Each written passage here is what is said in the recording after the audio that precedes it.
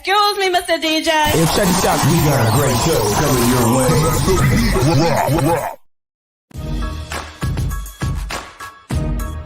From the ECSI Sports Studios, it's the Midday Market Report with Jeff Dawson.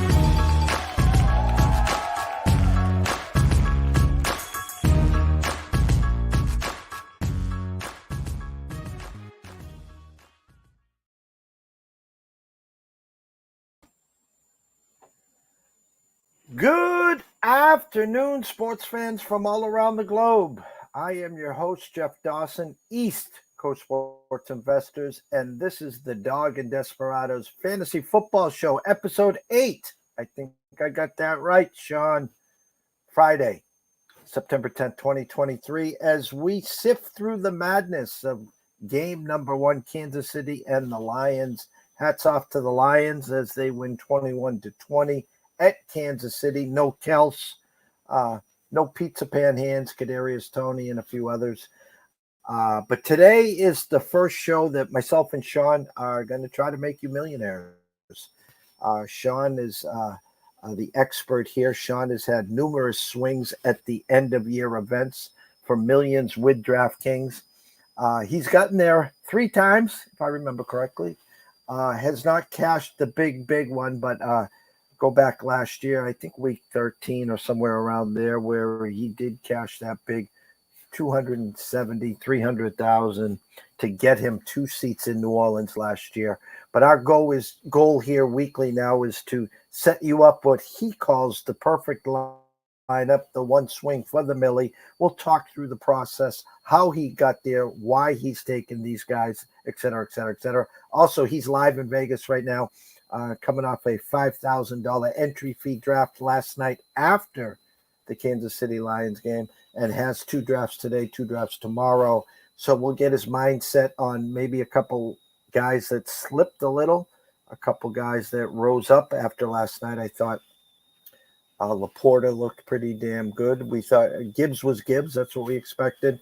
Montgomery steals a touchdown. Wide receiver St. Brown is St. Brown. I mean, he's pretty damn good, but not a lot of movers and shakers. But again, we still have the Kels injury. We have the Cup news. Jonathan Taylor out for the month, et cetera, et cetera. So without further ado, let's bring in Mr. Hall of Famer himself, Mr. Shawn Childs. The action has started in Las Vegas, and the first game, a lot of investors in the Gibbs are probably disappointed, and didn't get the exact role, but when you look at the big picture, right, the guy got 60 yards, 17 games, that's still 1,000 yards, and he only had a couple catches, but, his time will come. His time will come.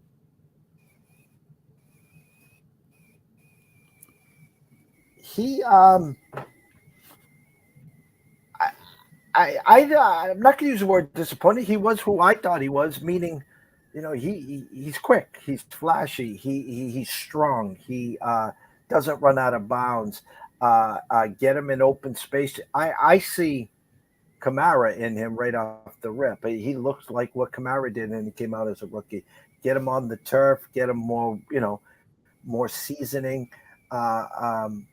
There's nothing not to like in my eyes what you saw last night, Shawn, with Mr. Gibbs. Yeah, he just, needs to be a little bit more involved in the passing game, but the game score, was kind of close, and, they ran the ball and tried to keep Kansas City off the field offensively and stuff like that. So, when they fall behind, they'll get a few more chances, and, they're, all the rhythm of the offense and everybody will play when they get more game action in general. The quarterback, rhythm with the receivers will be better. The block and everything will be better. So we'll see how it goes. I'll assess Kansas City very simply. The more I thought about it on my drive home last night from Sportsmap Radio, I've never seen Andy Reid not once but twice not go for it on 4th and 2 on 30s, 35s. Number one there, especially that second field goal, it did nothing. It only put him up 6. It didn't put him up 2 possessions there. 12 seconds to go after an injury to get a playoff to end the third quarter. They just went to the sideline. It was almost like they were playing not to lose. Kadarius Toney, I mean, single-handedly with the drops, the drop third down, the deflected pass for the pick six, obviously didn't look good. Racey Rice, who I know we both are pretty high on, showed flashes. I thought Pacheco, you get a little nervous, dinged up, but he was okay. Thoughts moving forward on the Kansas City side? And again, I'm not the overreactor here. So everyone that's got their teams and the season's over and the Lions are going to the Super Bowl and the Kelsless Chiefs won't make the playoffs, I'm not that guy, and I know you're not that guy.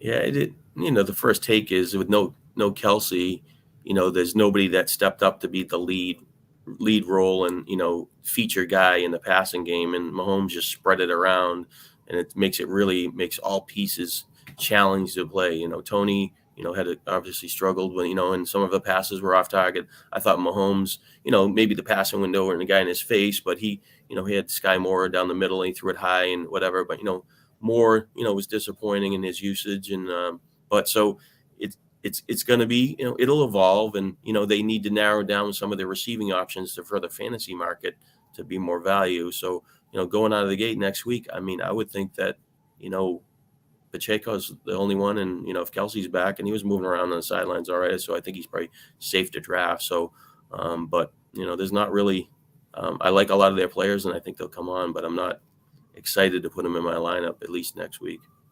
The receivers anyways. Yeah.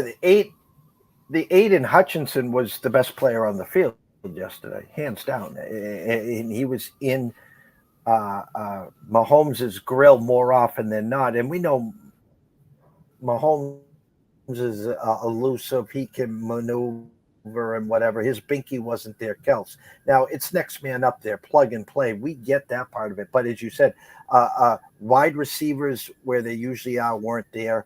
I'm going to ask you this. I thought he looked good. He almost got a touchdown. Moving forward, is Justin Watson a viable guy that you might pick up late to stash today or tomorrow on any of your rosters?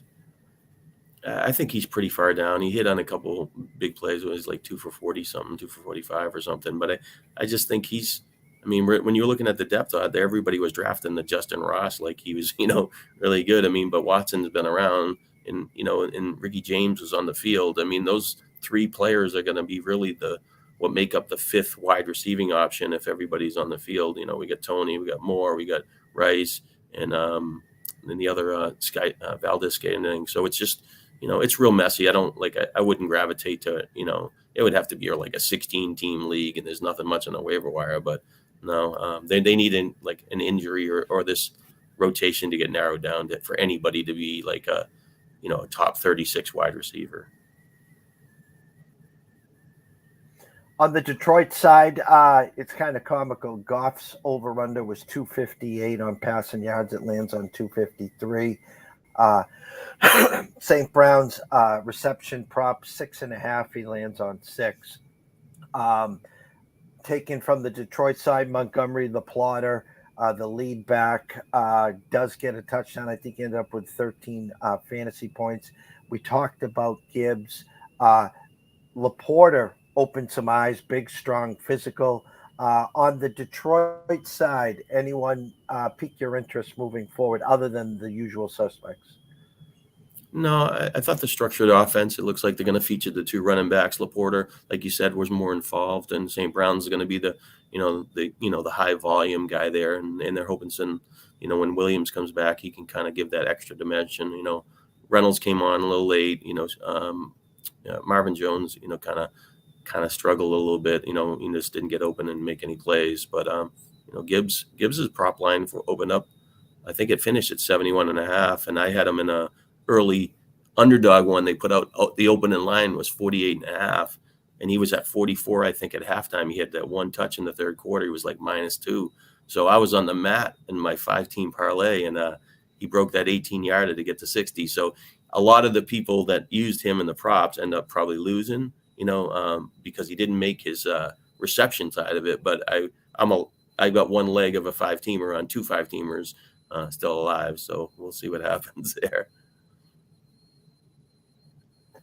Talk about the experience out in Vegas. Rubbing elbows with the NFFC and some other companies out there as well. Last night, you sit, you watch a game, and then you're in a $5,000 entry fee draft there.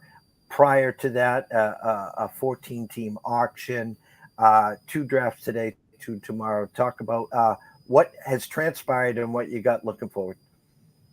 Yeah, I woke up yesterday. I got to do a friend of mine's having surgery on a hip replacement, and his son couldn't make it out there, so he asked me to be the proxy and do his his auction for football. And I've done plenty of auctions in all kinds of formats and times, so getting a feel for the auction and the cadence and all that's no problem. But when I walk over to the National Fantasy Football Championship, I'm looking for the room, and it says on the board 14-team auction. I'm like, ooh, this is a lot different, 14 to 12. I mean, that's just, adds more money and spreads out the playing pool. So, and his script was he wanted all players on bye week 13.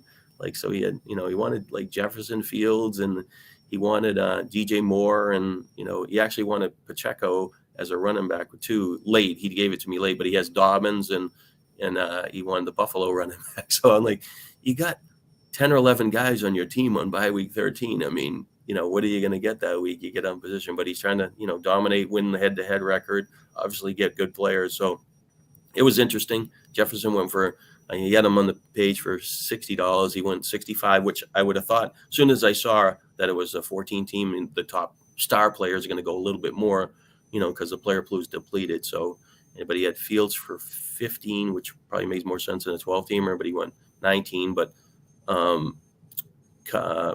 Joe Burrow went 20 or 21, and then Herbert went about the same. So because he was early, I probably, if he came out a little later, he might have been a little more discount. And DJ Moore, he had the hookup, and I fought for him. I paid 33. Devonta Smith went 32. That's a big difference. But I'm at the mercy of the script. I think I executed what he wanted. I think that, I don't think the team's, I think it's structured okay, and he's a good contender. But we'll see how the win losses go and how he does, in that week 13. So it was an interesting, to do an auction, especially coming off the street and having done a football one and the NFFC in a long time. I used to be a regular in the Open, and I was in the original crew for 3 or 4 years. But life changes and you got more stuff going on. But I always like the auctions. Game goes on, game's over, and now you got a $5,000 draft entry fee. Thought process after processing the game, and I said to everyone that's drafting today and tomorrow, I stay away from those drafts because I've worked for months to get to that game, and we know in past there's been some years with some players came out of the clouds that were getting drafted in the 13th, 14th, 15th round that put up 30, 35 points. And now it's you're buying that guy for those points, and he gets pushed up to the 3rd, 4th round. Not many jumpers, not many fallers. Tell me, after the game's over, as you're heading back to your room and getting ready and starting the draft on the $5,000 team. Yeah, this is probably the 5th or 6th year I've done this with Kimmer, and Kimmer's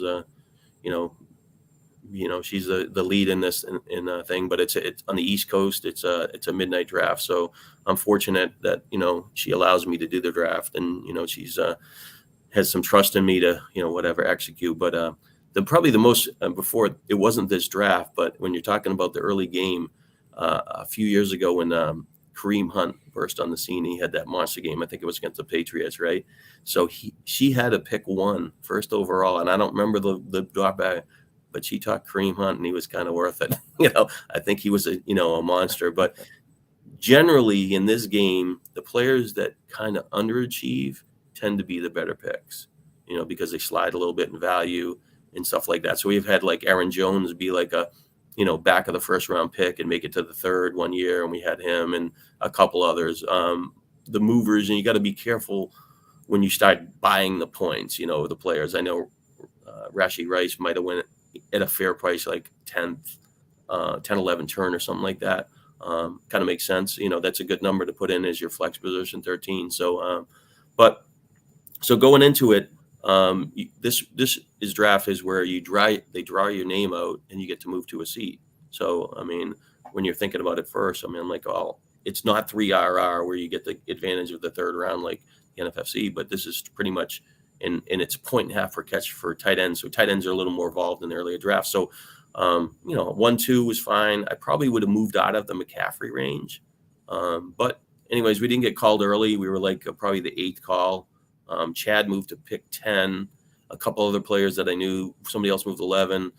And, so when we got the call, it was like 6, 8, 9, 12, I think were left. And I took 9. And my thought was, I don't have St. Brown many spots. Not that I don't like him. I just haven't drafted in that area of the draft where I had a chance at him. So he was going to be a consideration.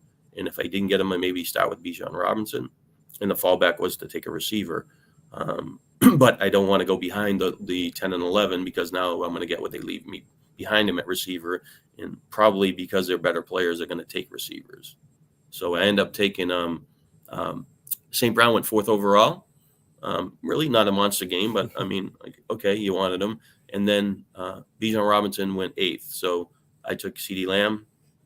And then on the wraparound, came back and I was on the clock. And Devontae Adams was there. And I was thinking Ridley too, but I think somebody moved up Waddle or something before me. So when Adams, I was like, can I really take Ridley over Adams? I mean, I get it, changing quarterback and stuff like that, and the bet on the come. So I ended up taking Adams and get 2 receivers. And 3rd round, I was fortunate.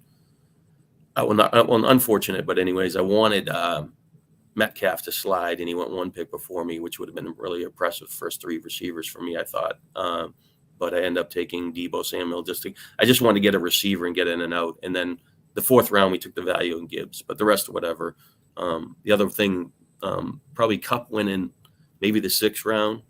And then we actually there was a flaw in the system, but we ended up getting Jonathan Taylor in the 8th round, which now you compare him to different running backs, but you're comparing them to, a split role in Washington and all those secondary backs that are kind of in half roles anyway. So I thought that was a really fair price to take a chance, especially on the high end. And I already had 2 good backs and good receivers. So, but it broke pretty well. I was pretty happy with the way it went. Like if you get Metcalf, I would have thought it'd been really, really good, but I think it'll be a competitive team and it's a different kind of format. Yeah, it's kind of funny because I've kind of gravitated to Metcalf in the last couple of weeks with the Njigba injury, and it looks like he might play this week. So I was wrong. I thought he'd miss at least the first week. We'll see if he does play. But I did like the bump in Metcalf. So did everyone else.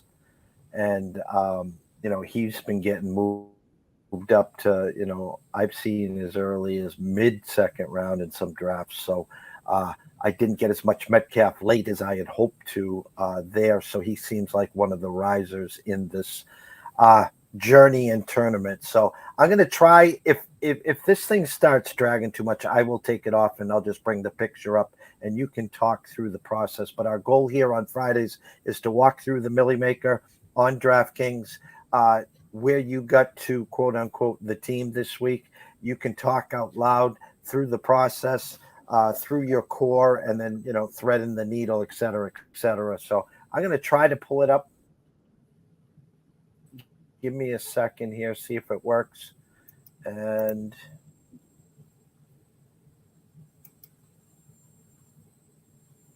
all right, so we have the screen in front of us. For anyone that doesn't know, this is the Millie Maker. Shawn, walk us through the initial process to get us to this page, and then we'll start drafting a team based upon your knowledge for the first week.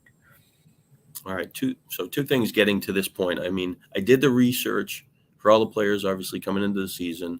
I transitioned about 2 weeks ago to get the early projections for week 1. And on Monday, I did the updated version. So the updated version on week 1 is more, I'm still waiting for the Wednesday news of who's not playing and stuff like, and we still have today. We still have a lot of stuff. So I will update the projections again later today to get a feel for it. And this is really more important. I mean, this stuff, when you're doing the projections or, ballparks, even if a player, you can use it for the season long games, you're looking at the projections because they're in all different formats. But anyways, when you're looking at the projections, there's going to be a gap of sometimes of 10 players that are within like a point or two. And you really have to kind of intake, is this guy, does he have like a impact value and can break out for a big game? And, is somebody kind of dull? But anyway, so I did the second level of projections. I have to put my lineups in Monday or Tuesday morning before I get on the flight. And when I'm in Vegas, I can edit them. So, I have to use my initial thoughts on this. And so when I did the second run, I took a position on, and I don't have them in this lineup, but that the Houston Baltimore game would be, Baltimore's offense is going to be pretty good. And I think Lamar's had a history of being pretty good early in the season. He's got some new weapons. So I really kind of took a stance that Lamar was going to have a really good game, 3 touchdowns and a rushing touchdown, which when you look at the data way I have a thing, he most likely, this is a 2 touchdown, maybe 75% chance of scoring a rushing touchdown game. So just put it out there that, Lamar Jackson came out as probably, a really good play at quarterback. But anyway, so I wasn't going in that direction, and I do have him in some other lineups. But anyways, so going back to when the original research to start the team, the Rams secondary, when I was doing the teams, they were kind of really young, and I thought there was going to be some issues with, some growing pains, communication, getting in the NFL, young secondary. So when they're playing Seattle first week, they have 3 really good receivers. Wasn't sure about Najigba playing, but if he plays, that's better for Geno Smith. So Geno Smith is 6,100, and I have him rated pretty well, 300 yards, 3 touchdowns. I mean, that's a pretty strong game. When you're looking for the prices of this, at 6,100, you have to get a player in the $1 Million Maker to get a plus 4 times his salary. So if he's 6,100, we need 24 fantasy points at least. Ideally, the winner in the $1 Million Maker, probably the target number to have a chance maybe in 3/4 of the week is around 235. It just happens. These guys go off and people have big games and multiple touchdowns. Touchdowns are impact games, and you get the bonus for the 300 yards and the 100-yard rushing and stuff like that. So you got to get the bonus points as well. So I gravitated to Geno, but because I didn't know when I left that if Smith Najigba was going to play, and if he did, he would be a little more of a factor for Lockett. So I didn't want to double stack it. So I thought Metcalf has a chance to score, and he has a chance to make a big play. He was 7,700. So this was my starting point for the team, right? So as far as when you're looking at my projections, what you need to do is it has a reference point of fantasy points per 1,000, which helps me identify as like the potential of a player, like I said. And I'm looking for ranges of, okay, does this guy stand out? Right in the top on Sunday, Lamar was 4.26. Geno was 4.84, which is the strongest play. But, I obviously upgraded his passing yards per attempt because of the reasons for the Rams secondary, which is my opinion. And it's not stated obviously in the betting line, because I think the betting line is 4.5 now. And I think it opened up at 6. But I think I really like Seattle in this game. Justin Herbert was 4.01. Kirk Cousins was 4.25 because of his receivers. So when I'm looking at that data, those are the top quarterbacks, and there's even a player that's 3.5. Most of them are going to be 3 anyways. But so that's where I started the first 2. You have any questions about that? Where we got to so far? No, so I'm going to see if this works here. So we're going to start with, come on, got Geno Smith. So now you want me to go to the wide receivers, correct? Yep, and put in Metcalf. Okay. And put in Metcalf. Okay. And then I pretty much, my next step, I kind of always gravitate to the defense. I want to see what the possible options are.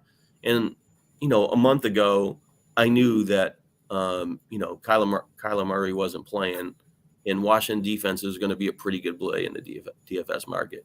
And then their price at DraftKings is much more. I think they're Washington and FanDuel's like in the top 3 or 4. I'm not 100% sure, but so I put in Washington 2,800, fair price.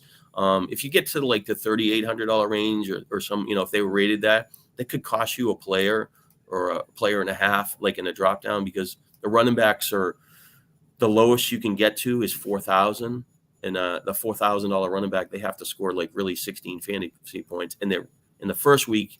Hopefully, DraftKings or even FanDuel, they could box out any true values, and I don't see a running back that's right now that if somebody popped out in Vegas, like somebody's got hurt and suddenly got a job, you might find somebody really cheap, but I don't see anybody right now.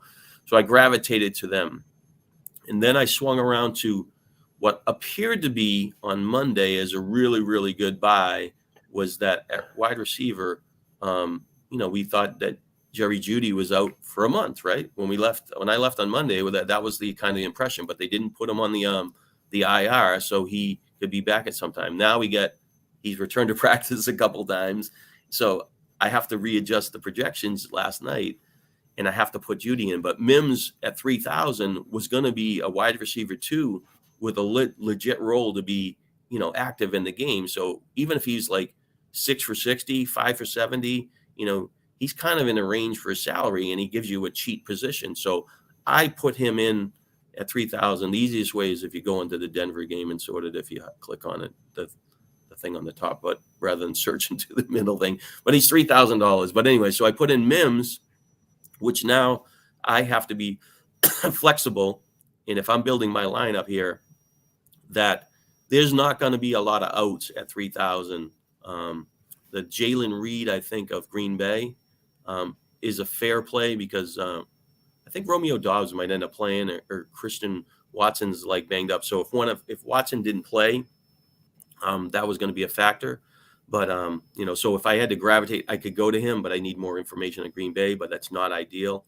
And the other one I thought sneaky, maybe, Kendrick Bourne, which would be a flyer, but that's more of a $5 million, this is the $1 million maker. But when you're playing multiple teams, like I'll put this, like if you do the same lineup, all right, I'm going to rotate 3 guys at 3,000. Those might be 3 players that I may be interested in. Not ideal with Bourne, but just somebody that, the Patriots have a couple injuries that he might get a little more playing time. So as of going into it right now, I have Mims is, the value. So now running back, Bijan Robinson came out pretty good. Eckler was the top running back because of his 3-down ability. He was 8,400. He was a little bit higher for what I want to do. The fantasy crowd was kind of a, didn't really fight for him. I mean, people took him in the draft, but they was always like, oh, I'll take Eckler. Maybe there was some, and then sometimes he slid. But, he's got Miami, pretty good game where it could be high scoring. He probably could score a touchdown. It's going to be, 5 catches. So he's got a reasonable floor. And if he scores 2 touchdowns and he's more active in the passing game, he could probably get a 30. But he needs a 34. So I went with a theory that I thought Bijan Robinson was playing his first game. Atlanta really, invested in him. Got a good chance of scoring a touchdown in his first game in Atlanta. Has a chance to be at, get a few catches, 3 or 4 catches, and a chance at, 100 yards. So I put him at 8,000. He rated pretty good for me, but at the same time, he needs 32, which is a pretty big number for a rookie running back out of the gate, but talent-wise. But so I hitched my pony to him. So I got Metcalf in that. And on the initial projections that I had Michael Thomas probably rated higher than most. And it was a factor for a thing. And I looked at him. Excuse me, I'm just getting like the dry throat from talking. Yes. So somebody was telling me that I need to drink water. But so anyways, so he was 5,100. I had him like 6 or 7 catches, 80 yards and chance at score. And he kind of fits the profile. The game could be with Tennessee a little more wide open. Tennessee was ranked really poorly last year against wide receivers, pretty good up front against the run. There was a lot of reasons to like, one of the Saints receivers. And I think that game is actually a pretty good game stack because, there's 6 viable passing options. Okonkwo, DeAndre Hopkins and Burks for Tennessee, and then we have Olave, Thomas, and potentially Juwan Johnson on the other side for New Orleans. So, but anyways, I gravitated towards Thomas at 5,100. I am giving him the respect that he still has talent. He's going to be the number 1 or 2 receiver in the game. And last year, when he played those first 3 games, he had like 6 for 65 and a touchdown in like 2 of the 3 games. So he scored close to the 20 points that his salary needs. So I think he's a pretty good floor player, and he had a chance to have, a higher game. So those are my 3 receivers. At tight end, after going through all the teams, I did all 11 or 13 profiles for thing. I really came settled into Dallas Goedert as my tight end, and this is the main reason. I figured Belichick's a pretty good coach, at least trying to narrow down what another team wants to do against him. Not necessarily sure he has all the personnel in some seasons or some games to execute, but he's going to probably have a spy on Hurts, going to try to slow them down a little bit. But Philly has a great offensive line. He's most likely going to try to slant towards slowing down A.J. Brown and maybe Single and the other player, so one of their receivers will have chances. But I figured Dallas Goedert would have the best chance to maybe that mid-tier where he could score a touchdown, and he has the talent to once in a while pop in like a 7 for 100 and touchdown. I think he was 5,000, so I need a 20, which is my head says if he got a 6 for 60 and a touchdown, I'm in the game. Somebody could beat that for sure. They're going to be a $3,000 player thing, so I gravitated towards that. I couldn't go on the no cup on the Geno and stuff thing was a factor as well for the double stack. Earlier with Cup not playing, they're not going to force the issue on the scoreboard. I didn't want to get caught that if the Rams struggle to score, that I have too much exposure to one side of the thing in my main lineup. Because this that I'm going to enter is entered in 153 team entry. I don't have they didn't have the single.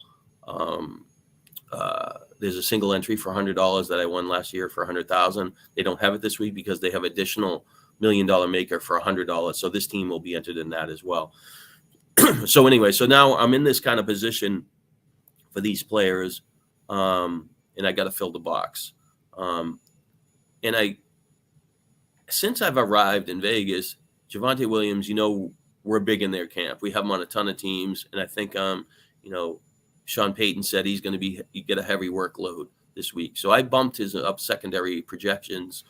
And I thought if he didn't make that statement that he would kind of be an against the grain, be a lower percentage owned. I'm not using him in this lineup, Jeff, though. But he's a consideration for me now. If I have to get off of Mims and make an adjustment on this team, I'm going to have to probably go to Williams because I can save $1,200. I end up settling on ETN, which the main reason I went to him, I liked what he did last year.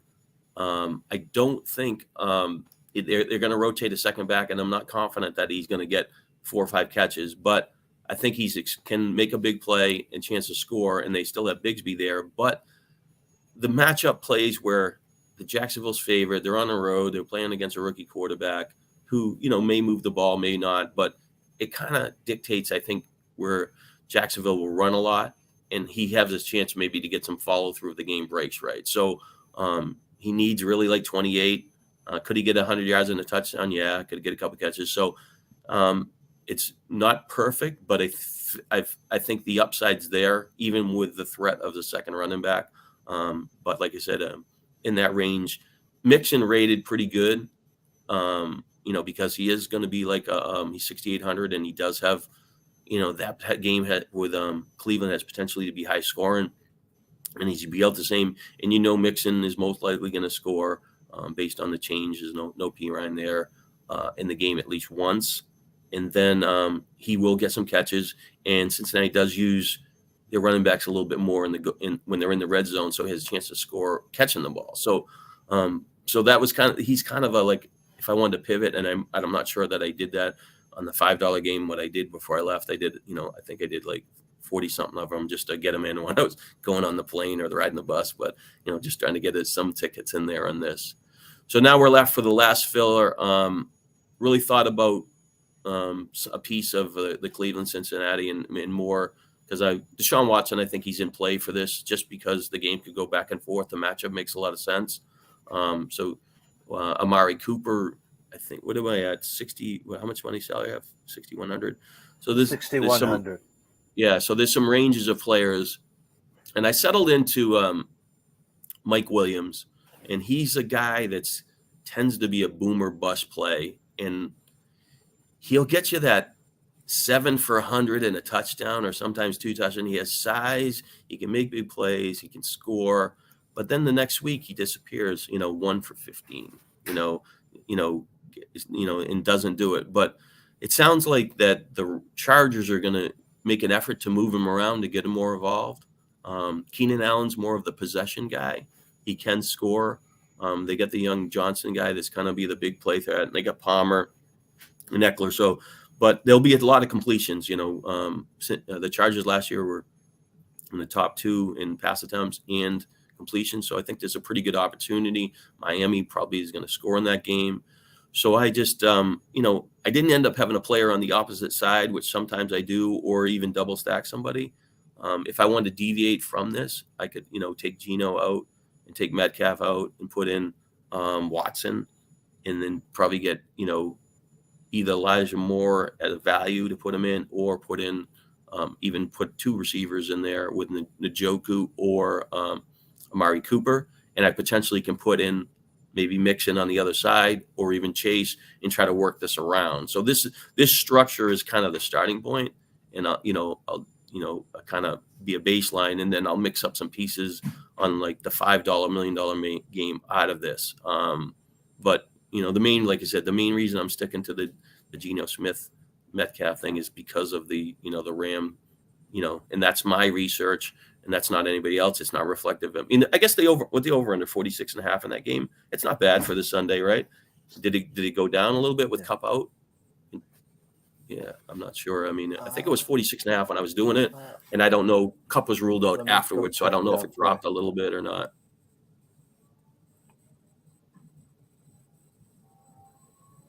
Give me 1 second, Sean.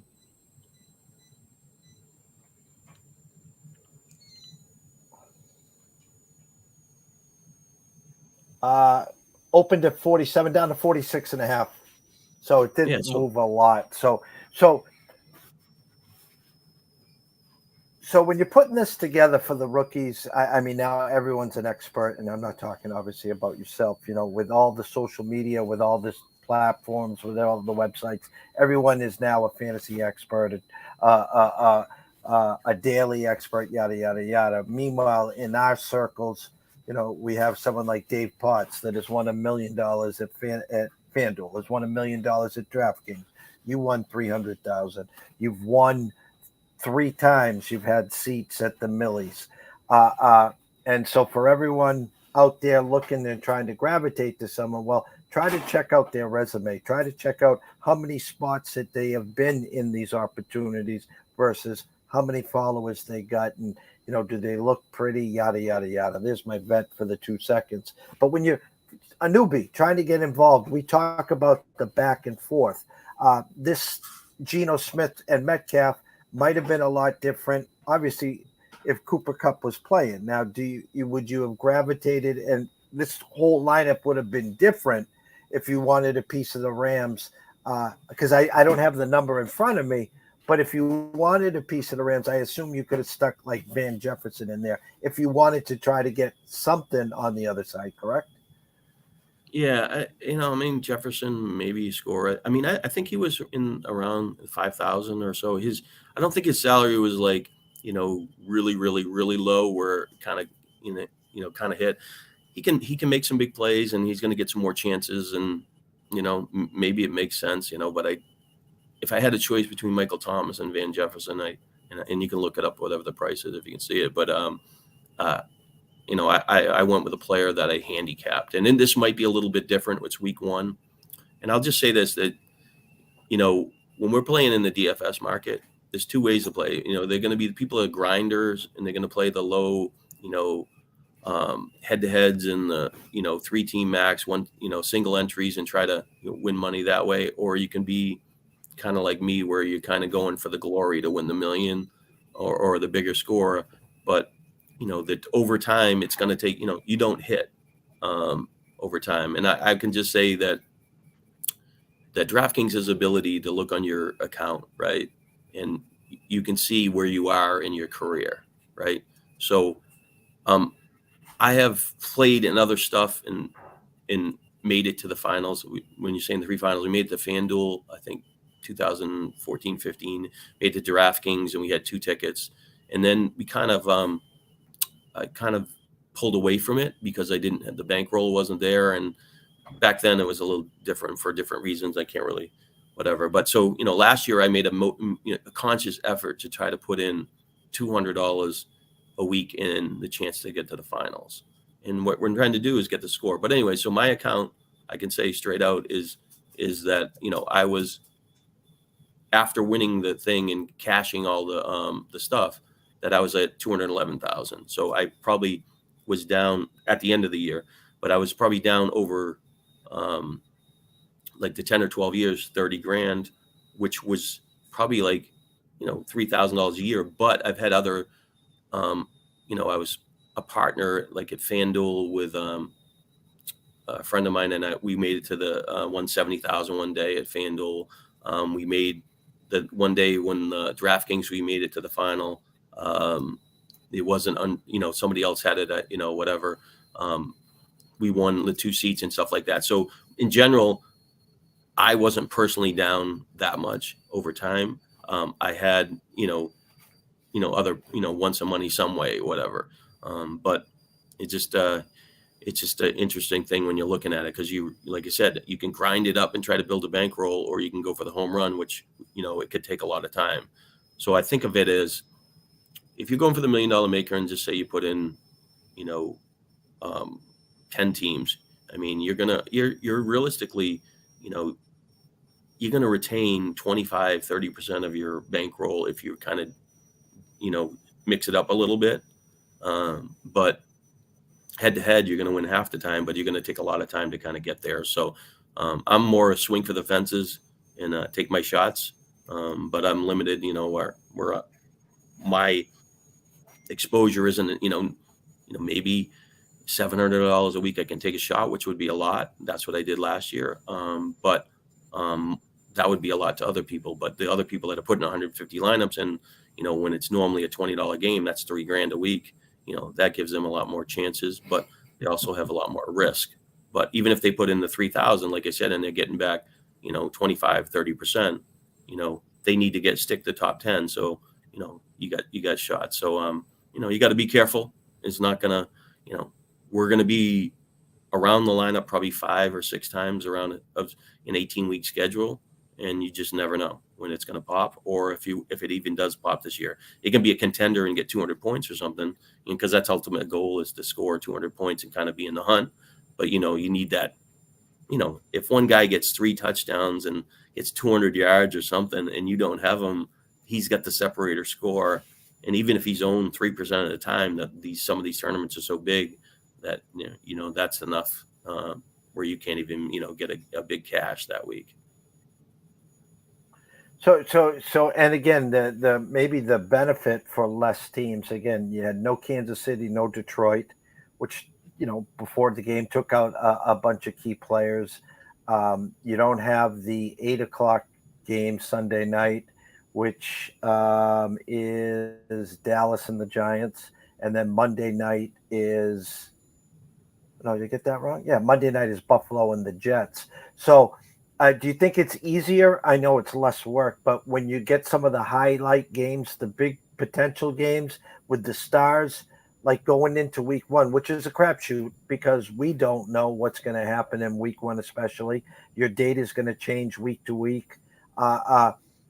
Did it help you think, going into this year in week 1 with some of those stars not in play? When the star things are the star receivers are, when you look at, I have on the site, like a Justin Jefferson, like that type of player. I mean, I mean, the guy scored like 30 something points, like 41% of the time. Like he scored like 8 out of 17 weeks or something. Like they have impact games, and those are kind of create in their slot separator scores. So it does, take them away, but there's always somebody. And realistically, I will say this about the DFS out of the gate is a lot of times out of the gate is that the quarterbacks, like, later in the year, like like a top, I'll use Kansas City example. Mahomes is always going to be high, but just say two of his receivers end up being really good and they end up being $7,500 players. Let's say Scott Moore or Rashee Rice are, lighten it up, and now they're 7,500. So they kind of box you out of some of the hookups, right? So right now out of the gate, you can get all the things to line up pretty good. Obviously Philadelphia and, maybe Buffalo with Diggs and stuff, and Jefferson with, Jefferson's high, but Cousins is not that bad. But I think Addison with them might be higher than thing. But some of them will be hard to connect. But you can connect the dots a lot better with the hookups out of the gate, and you can kind of find some a little bit values at wide receiver and maybe at running back. But as it transitions, then you kind of have to transition to those quarterbacks that are cheaper, that can get you the low 20s and have those star players the players can get impact games. And there's kind of, I don't know how many weeks into the season, but you can see it coming sometimes. Because last year, Fields, what is he now? He's like 6,500, 7,000. No, he's pretty high. But the week that I won, he had played well against New England. He went to Dallas, which is supposed to have a good defense. He did something. He was facing, I think, Miami at home, and he was 5,300 and a running quarterback.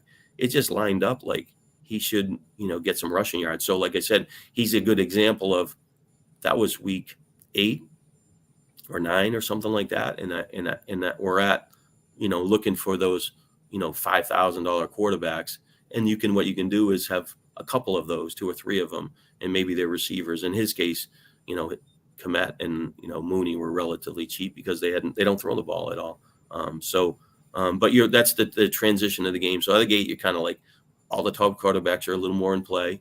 In some of the receivers, you can hook them up. But as it goes on, the best receivers are going to go float up and get higher. They're going to box you out of, if there's like Bijan Robinson's a stud, he could be 9,500. If McCaffrey's great, he could be 9,500.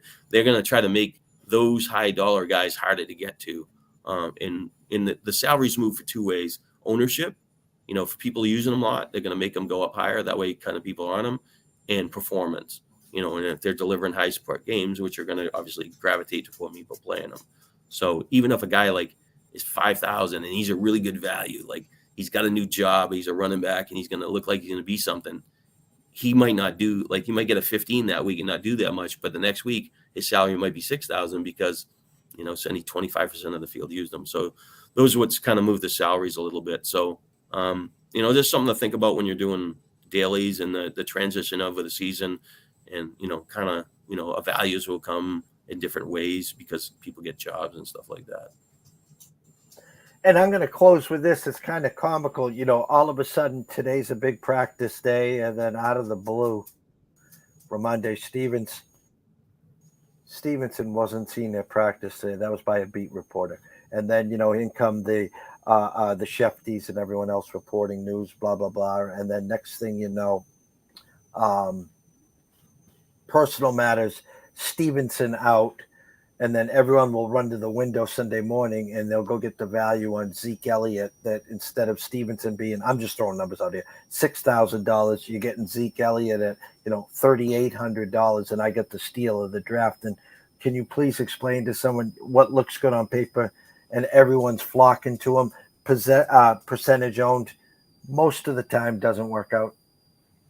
Yeah, it's like the betting thing too. Realistically, when this used to be, I'll use it, it's the circle game. Like in 3 weeks, this team's playing this guy, they're going to kill him. They're going to be the matchup, and then when you get to this, the same thing for the lineups for the, people are going to have the rankings this week. And I don't, what the consensus is. I didn't even look at it, but the favorite of the day has a good chance not being the best player. At like running back, especially at running back, because it fluctuates a lot. Wide receivers, those top ones are going to be in the hunt, but they don't always come in. I gave Jefferson the greatest receiver on the thing. But he failed. Like if you used him, he failed 59% of the time, But if you mixed up a few of the top guys in there, that have impact scores, they might hit. If you had 5 of them, they might hit, over 50 combined or something. Like if you use 2 of them. But anyway, so like the favorite of the day, you get off from. The contrarian thing kind of works. A lot of times it's the player that, when I used to do these, I used to highlight the players, and green was a go, yellow was kind of a but kind of a little bit against the grain. And the ones that are like that, let's say, who has a good secondary, like a good defensive back, but Jamar Chase is going against Surtain of Denver or something, and he's playing lights out or something like that, or it's a little bit against the grain, and people won't flood the gates to him, and that player tends to have a chance to have a better game. So you look at that stuff and you just fade it. But as far as the running back filling in, a lot of times those opportunities, that cheap guy that's filling in doesn't work out. It's got to be like we gave that example of Kamara a few years ago in 2017, where they had, Ingram in front of him and something like that. Like, Kamara was a pass catcher and doing a lot. I guess maybe Gibbs is the one, like if Gibbs starts off slow, like he doesn't do much this week, and he's 5,000 and then Montgomery didn't play, he's can catch the ball, score touchdowns. He makes sense. But if somebody doesn't have the full profile, they tend to be a trap. And you got to watch out for that. And it also falls into that, is it for the Kansas City Chiefs, who have a chance to score 5 touchdowns in a game, compared to, Arizona, who might score, opening weekend? If they're over under in touchdowns, might be 1.5. I don't know. Maybe they'll score 2, starting Joshua Dobbs, So the offense, having the ability to score is a factor as well. Well, I know there won't be a lot of people running to the window and stacking Dobbs to Michael Wilson and Rondell Moore. So I did. Well, just you said that on the plane. I thought the Clayton Tune might play, so I put in some tickets because he was 4,000. I was trying the theory of using a quarterback with a tight end and like 5 of them, and just mix up like a few running backs. But to put in Jefferson with Chase, with Metcalf, with get away from the Mims thing, because people might be using them a lot, and obviously that changed a little bit, and put in Michael Thomas as my filler. So those 4 receivers, I tried to do that, but now Dobbs is 6,000 more, so I couldn't, their tight end for that, whatever is McBride, because I don't think Ertz is going to play. I couldn't fit it. I can't fix it. So I got to kind of dump all those teams and fix them. But the quarterback's 4,000. He did 16 points. If he runs a little bit, which that the Tune guy did, he gets 40 yards and a touchdown. That's 10. He only needs a little passing. But, so those, sometimes you're just playing, the gimmick games and trying to put it in and, get the stars in. And how can you get the best top players in to make it work? So, so it's interesting that you brought that up. Shout out to Kenny Magna, Jim Christie. Big draft day, he says, and then off to Del Mar. Mayor Childs, great drafting with you yesterday. Kenny, Jimmy, have a great day of drafting and crush Del Mar. Get a couple of those hot dogs for me, will you, at the South Point Card if you're still there. Dom Vito's for dinner, as always there. Shawn, great to catch up with you. Great to give us an hour today before a couple of drafts. You're still in Vegas. Wish you nothing but the best today, tomorrow, and obviously on Sunday. You can catch Shawn on Twitter at Shawn_Childs. Catch his work at Full-Time Fantasy and www.fantasyanalysis.substack.com. From myself, Jeff Dawson at EC Sports Investor, from the Hall of Famer himself, Mr. Shawn Childs, with just 9 days left with a potential cut line championship. We wish everyone the best.